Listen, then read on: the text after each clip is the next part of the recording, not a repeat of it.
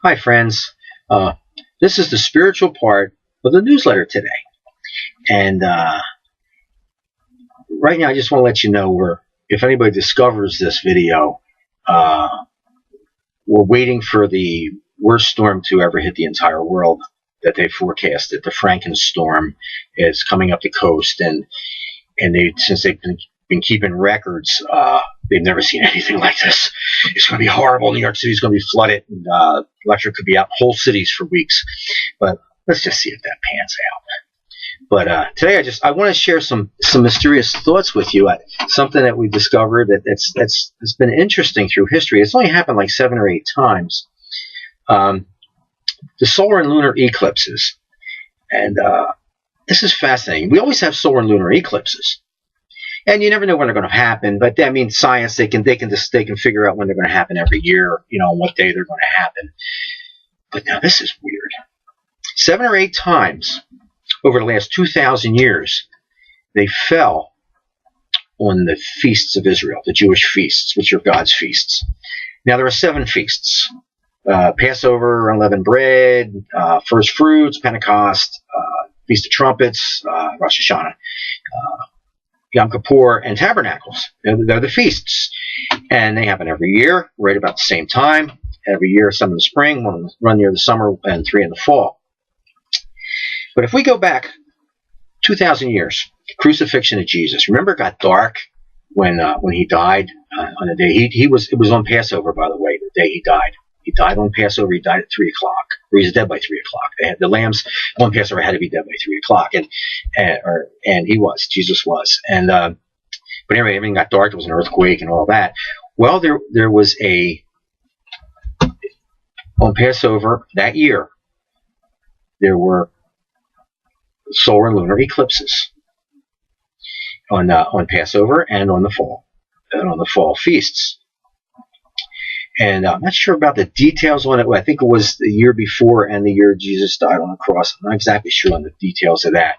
But there were 7 or 8 of these through the last 2,000 years. Most of them had to do with Israel, which obviously that one did too. It was right there in Jerusalem. But in the 1500s, Spain threw Israel out of their country.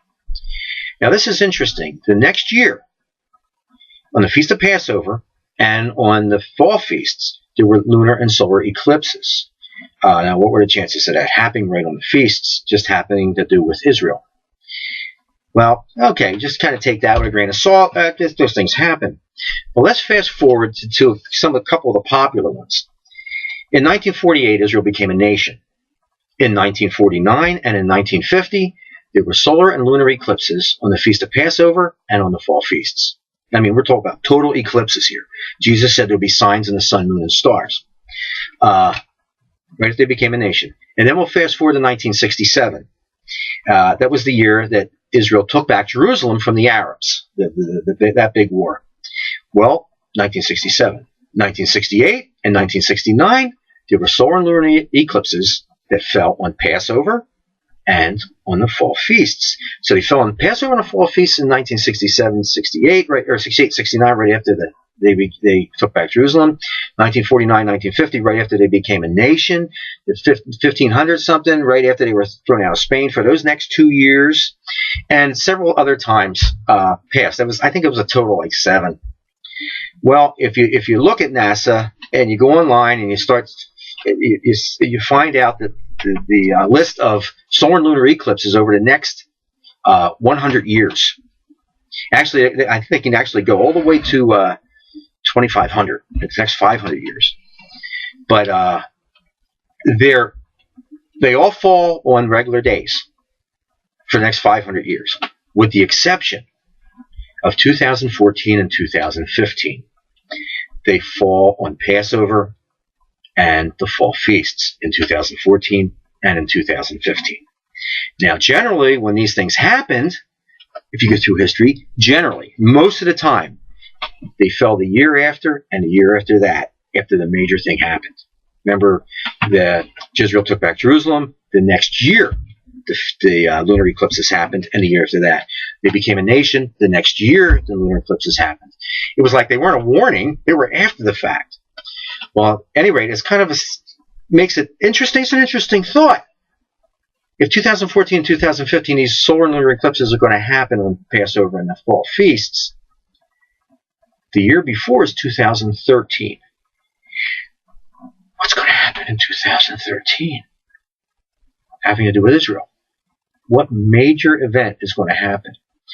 I just want to bring all that up because it's fascinating. I have a feeling that something's going to happen. Now, I don't know what it is. Maybe they're going to kick Iran's butt. Maybe Iran's going to attempt to kick theirs, which isn't going to work. You know why it's not going to work? Because in the Old Testament, in many different places in the Old Testament, God says that when I bring my people Israel back from among the nations, He says He's going to disperse them in 70 A.D. But when I bring them back after 2 days, which is 2,000 years, whenever anybody tries to come against my people Israel, they'll be destroyed themselves. They will be cursed or whatever. They can't do it. Check it out. All the wars.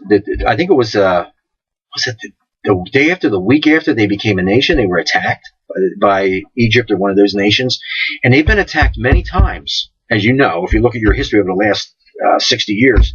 And stuff. They were winning the war with taxi cabs, and nobody can come against them. They can come against them, but they can't do anything to them. And it says that Israel will be forever in the land. When they're brought back in 1948, they'll never be dispersed again, ever.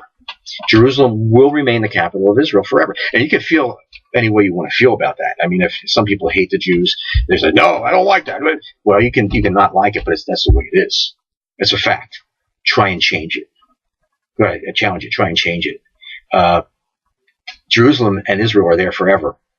Many will try to come against it, and it's logged right there in the Old Testament book of Ezekiel. It's logged.